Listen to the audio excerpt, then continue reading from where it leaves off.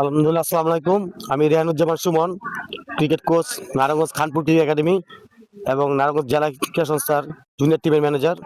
তো আমি এখন বর্তমানে উপস্থিত আছি রাকিব বাংলাদেশ স্পোর্টস একাডেমিতে।